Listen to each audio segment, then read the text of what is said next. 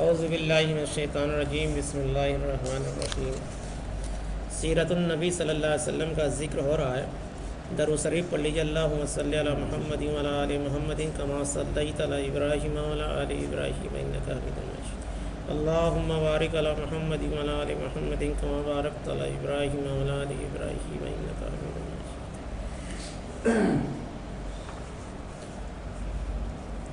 آج کا جو ذکر ہوگا، حضور صلی اللہ علیہ وسلم کی عمر اب 40 سال ہو چکی ہے، اور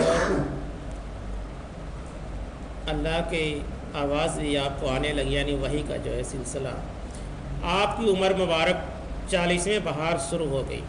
اب آپ صلی اللہ علیہ وسلم پر وہ حقیقت کھلنی شروع ہو گئی جس کی آرزو میں آپ صلی اللہ علیہ وسلم جی رہے تھے، جس کی برسوں سے تلاش تھی، اور جس کے لیے آپ صلی اللہ علیہ وسلم انتہائی بے تاب تھے۔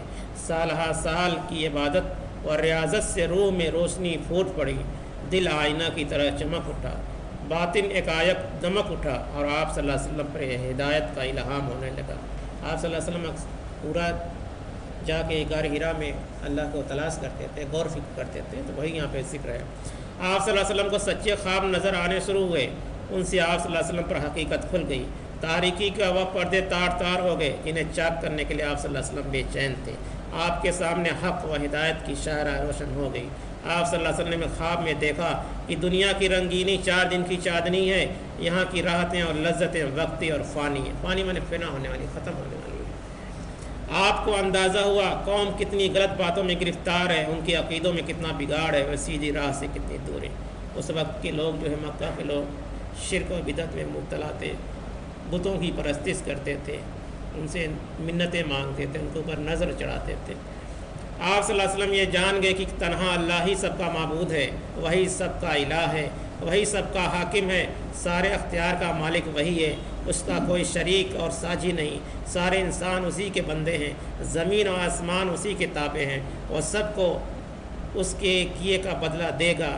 وہ ذرہ برابر نیکی ہوگی وہ بھی سامنے آئے گی، اور بدی ہوگی یعنی برائی کی ہوگی وہ بھی سامنے آئے گی۔ قرآن میں بھی اللہ تعالیٰ نے یہ فرمایا۔ آپ صلی اللہ علیہ وسلم کو برابر سچے خواب دکھائی دینے لگے، جو باتیں جاننے کے لیے آپ صلی اللہ علیہ وسلم بے چین تھے، جن کی حقیقت معلوم کرنے کے لیے آپ صلی اللہ علیہ وسلم بے قرار تھے، اب وہ سورج چاند کی طرح روشن ہو گئی۔ حق بالکل عیاں ہو کر سامنے آ گیا، باطل کی ساری حقیقت آپ صلی اللہ علیہ وسلم پر واضح ہو گئی۔ اس سے آپ صلی اللہ علیہ وسلم بے حد خوشی ہوئی، دل گلاب کی طرح کھل اٹھا، سینہ نور ایمان سے دمک اٹھا، لیکن ساتھ ہی گھبراہٹ طاری ہوئی۔ آپ صلی اللہ علیہ وسلم کو ایک زمانے سے حقیقت کی تلاش تھی، اس حقیقت کو پا کر آپ صلی اللہ علیہ وسلم کو بے پناہ خوشی ہوئی، لیکن اس کا اعلان کرنے پر قوم کا کیا رویہ ہوگا، یہ سوچ کر آپ صلی اللہ علیہ وسلم گھبرا اٹھے، خوف سے دل لرزنے لگا۔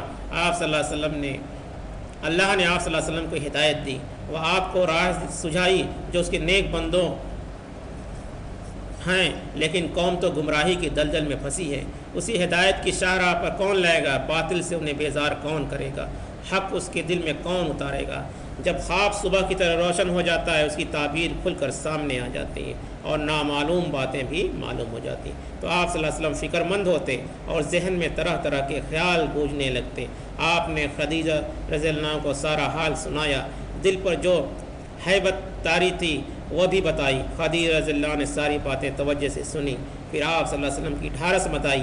میرے سرتاج، آپ فکر نہ کریں، آپ جیسے پر شیطان کہاں راہ پا سکتا ہے۔ اس سال رمضان آیا تو آپ صلی اللہ علیہ وسلم غار حرا چلے گئے، اور ہر چیز سے کٹ کر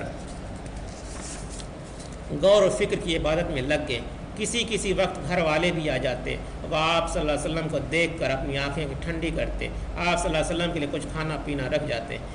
غریب محتاج بھی آتے رہتے، آپ صلی اللہ علیہ وسلم کی اس سخاوت سے سیراب ہوتے۔ یوں ہی رمضان کے کچھ دن گزر گئے۔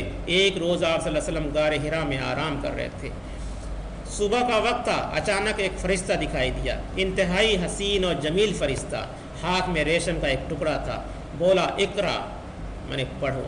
آپ صلی اللہ علیہ وسلم بہت گھبرائے، فرمایا ما اقرا، مجھے پڑھنا نہیں آتا۔ آپ صلی اللہ علیہ وسلم کو ایسا محسوس ہوا جیسے وہ جسم مبارک کو بھینچ رہا ہو، پھر چھوڑ دیا اور کہا اقرا، پڑھو۔ فرمایا ما اقرا، مجھے پڑھنا نہیں آتا۔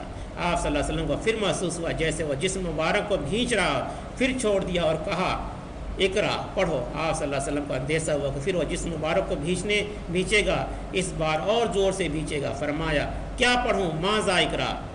فرشتے نے کہا اقرا بسم ربک الذی خلق، خلق الانسان من علق، اقرا وربک الاکرم الذی علم بالقلم، علم الانسان ما لم یعلم۔ یعنی سورہ علق کی آیت ہے 1 سے 5 تک کی، یہی پہلی وحی نازل ہوتی ہے۔ پڑھو اپنے رب کے نام سے جس نے پیدا کیا انسان کو خون کی پھٹکی سے۔ پڑھو تمہارا مہربان رب ہی ہے جس نے قلم سے سکھایا انسان کو وہ کچھ سکھایا جو اسے معلوم نہ تھا۔ فرشتے کے بتانے پر آپ صلی اللہ علیہ وسلم نے آیتیں پڑھی، پڑھتے ہی یاد ہو گئیں، ذہن پر نقش ہو گئیں۔ پھر فرشتہ چلا گیا۔ آپ صلی اللہ علیہ وسلم اٹھ کر کھڑے ہوئے، خوف سے دل بیٹھا جا رہا تھا۔ آپ صلی اللہ علیہ وسلم سہمی نگاہوں سے غار میں ہر طرف دیکھنے لگے۔ حیرانی اور پریشانی کا عالم تھا۔ دل ہی دل میں سوچنے لگے ابھی مجھ سے کس نے باتیں کی ہیں، کون مجھے پڑھا کر گیا ہے۔ پھر تیزی سے غار سے باہر آئے۔ آپ صلی اللہ علیہ وسلم پر پہاڑ کی گھاٹیوں سے گزرنے لگے۔ پورا جسم کانپ رہا تھا، دل میں بار بار خیال آتا۔ شروع میں جو خواب نظر آئے تو بالکل صحیح نکلے، ان سے بہت سی نئی باتیں معلوم ہو گئیں۔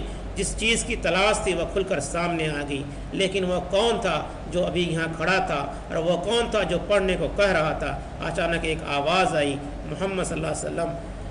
آپ صلی اللہ علیہ وسلم نے گھبرا کر سر اوپر اٹھایا، دیکھا تو وہی فرشتہ آدمی کی صورت میں کھڑا تھا۔ وہ پکار کر کہہ رہا تھا، محمد صلی اللہ علیہ وسلم، اللہ نے آپ کو رسول بنایا ہے، میں آپ کے پاس اس کی وحی لے کر آیا تھا، میں جبرائیل امین ہوں، میں وحی کا فرشتہ ہوں۔ آپ صلی اللہ علیہ وسلم کی گھبراہٹ اور بڑی، کبھی دائیں طرف دیکھتے کبھی بائیں طرف، لیکن جدھر دیکھتے وہی نظر آتا، جدھر رخ کرتے وہی موجود ہوتا۔ آگے بڑھے یا پیچھے ہٹے، نظریں نیچی کریں یا اوپر اٹھائیں، ہر طرف ہر جگہ وہی تھا۔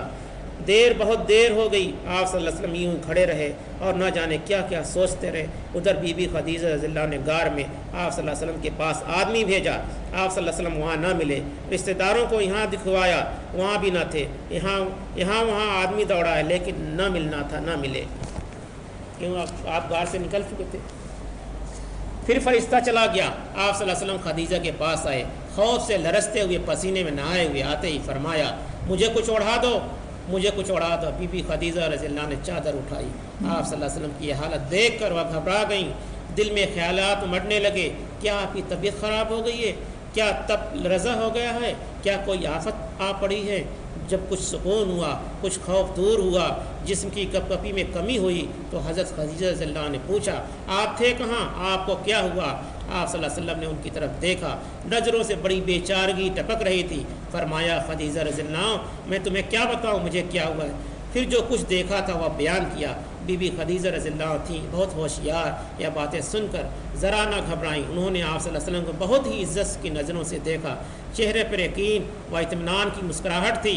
انہوں نے آپ صلی اللہ علیہ وسلم کو اطمینان دلایا، بولی میرے چچا کے بیٹے خوش ہو جائیے، جو کچھ کر رہے ہیں کرتے رہیے، اس ذات کی قسم جس کے ہاتھ میں خدیجہ کی جان ہے، جو کچھ آپ صلی اللہ علیہ وسلم نے دیکھا ہے اس میں گھبرانے کی کوئی بات نہیں ہے۔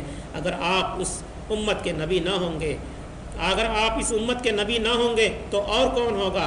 آپ تو سچ بولتے ہیں، صلہ رحمی کرتے ہیں، امانتیں ادا کرتے ہیں، مجبوروں اور بے کسوں کو سہارا دیتے ہیں، غریبوں اور ناداروں کو تواضع کرتے ہیں، حق کے کاموں میں مدد کرتے ہیں، اللہ آپ کو ضائع کیسے کر سکتا ہے؟ خدیجہ رضی اللہ کی ان باتوں سے آپ کی ڈھارس بندھی، آپ کی بے چینی دور ہوئی، چہرے مبارک خوشی سے تمتما اٹھا۔ آپ صلی اللہ علیہ وسلم نے اس دل جوئی پر ان کا شکریہ ادا کیا، پھر آنکھیں بند کر لی اور سو گئے۔ بی بی خدیجہ رضی اللہ نے آپ صلی اللہ علیہ وسلم کی باتوں پر غور کیا تو بے انتہا خوش ہوئیں، لیکن ساتھ ہی ساتھ کچھ ڈر بھی ہوا، کچھ خوف اور اندیشہ ہوا کہ ابھی اخلاص و محبت کا تقاضا تھا۔ انہوں نے سوچا چلیں چچیرے بھائی ورقہ کے پاس، ان سے پوچھیں شاید وہ کچھ بتائیں۔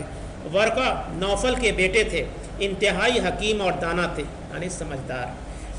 مختلف مذاہب کو انہوں نے پڑھا تھا، بڑی باریکی بینی سے ہر ایک کام کا جائزہ لیا تھا۔ پہلے یہودیت کی طرف میلان ہوا، پھر عیسائیت کو اختیار کیا۔ انجیل پر گہری نظر تھی، عربی میں اس کو ترجمہ بھی کرتے تھے۔ خدیجہ آئیں، ان کو سارا ماجرا سنایا، آپ صلی اللہ علیہ وسلم پر جو کچھ بیتی تھی سب کا سنایا۔ سب کچھ سن کر وہ بولے پاک ہے قسم اس ذات کی جس کی مٹھی میں ورقہ کی جان ہے، خدیجہ رضی اللہ عنہ اگر تمہاری بات صحیح ہے تو وہی ناموس یعنی رازدار ہے جو موسیٰ علیہ السلام کے پاس آتا تھا، بخدا محمد صلی اللہ علیہ وسلم اس امت کے نبی ہوں گے، ان سے کہو ڈرے نہیں، جو کچھ کر رہے ہیں کرتے رہیں۔ جبریل علیہ السلام آدم علیہ السلام سے لے کر حضرت محمد مصطفیٰ صلی اللہ علیہ وسلم تک سب ایک ہی کام کرتے تھے، وہی لاتے تھے۔ کیا لاتے تھے؟ وہی۔ تو موسیٰ علیہ السلام کے پاس بھی وہی لاتے تھے اور عیسیٰ علیہ السلام کے پاس بھی لاتے تھے۔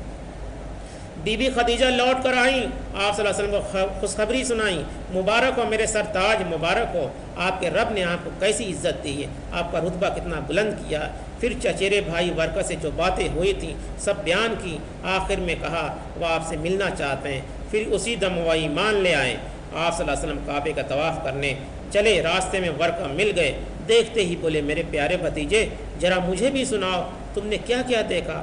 آپ صلی اللہ علیہ وسلم نے شروع سے آخر تک ساری داستان سنا دی۔ پوری داستان سننے کے بعد ورقہ نے کہا اس ذاتی قسم جس کے ہاتھ میں میری جان ہے، تم نے جو کچھ دیکھا ہے اور سنا ہے اس سے صاف ظاہر ہے اللہ نے تمہیں منصب رسالت کے لیے چن لیا ہے، بلا شبہ وہی ناموس ہے جو موسیٰ علیہ السلام کے پاس آتا تھا۔ بھتیجے تم نبی ہونے کا اعلان کرو گے تو لوگ جھٹلائیں گے، ہر طرح ستائیں گے، گھر سے بے گھر کر دیں گے، جنگ کرنے سے بھی نہ چکیں گے۔ کاش اس وقت میں زندہ رہتا محمد صلی اللہ علیہ وسلم، تو کیا میری قوم کے لوگ مجھے گھر سے بے گھر کر دیں گے؟ آپ صلی اللہ علیہ وسلم نے پوچھا، کیونکہ وہ سب موسیٰ علیہ السلام اور عیسیٰ علیہ السلام کے بارے میں جانتے تھے۔ ورقہ نے کہا ہاں یقیناً ایسا ہی ہوگا، جب بھی کوئی نبی آیا قوم نے یہی سلوک کیا، اگر وہ دن دیکھنے نصیب ہے تو میں تمہاری ایسی مدد کروں گا کہ اللہ ہی جانتا ہے۔ پھر سر مبارک کی طرف بڑھے اور بہت ہی شفقت سے بوسہ دیا۔ پیارے نبی صلی اللہ علیہ وسلم لوٹ کر آئے تو بہت فکر مند ہوئے اور اداس تھے، بار بار سوچتے اگر میرے کمزور کاندھوں پر نبوت کا بار آ پڑا تو اس کا انجام کیا ہوگا، میں لوگوں کو کیسے بلاؤں، سیدھی راہ کیسے سجھاؤں؟ یہ لوگ تو بھٹک رہے ہیں، حق سے بدک رہے ہیں، خدا سے بیزار ہیں، بتوں کے پرستار ہیں، بدی کے علمبردار ہیں، نیکی سے برسر پیکار ہیں، پھر غضب ہے اس پر انہیں ناز بھی ہے۔ غرض دل میں خیالات کا ایک طوفان اٹھا اور آپ صلی اللہ علیہ وسلم وحی کا انتظار کرنے لگے۔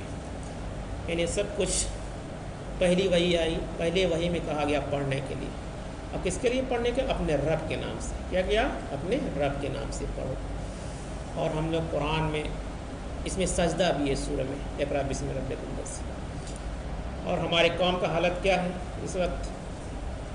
جس قوم کی پہلی وحی اللہ نے اتاری ہو کہ پڑھ اپنے رب کے نام سے، ہمارا حال کیا ہے؟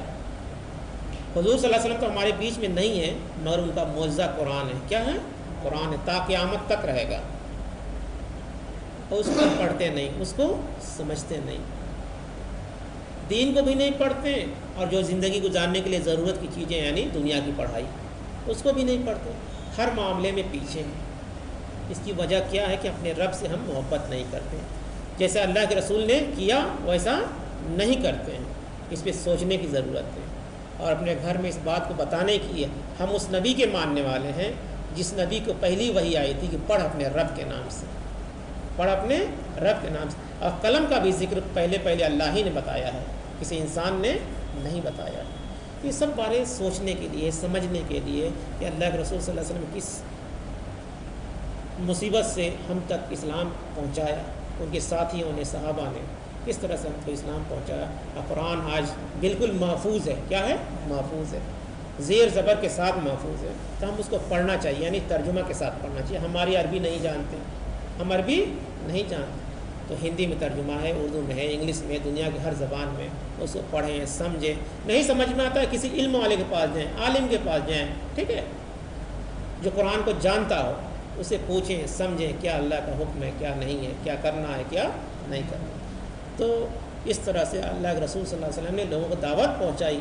آپ صلی اللہ علیہ وسلم جب بخار بھی رہتا تھا، اگر پتہ چل جاتا تھا کہ کوئی قافلہ گزر رہا ہے تو وہ آپ جاتے، چادر اوڑھ کے جاتے، کسی کو سہارا لے کے جاتے کہ میں کلمہ لا الہ الا اللہ کی بات ان کو بتا دوں، کہیں وہ محروم نہ رہے۔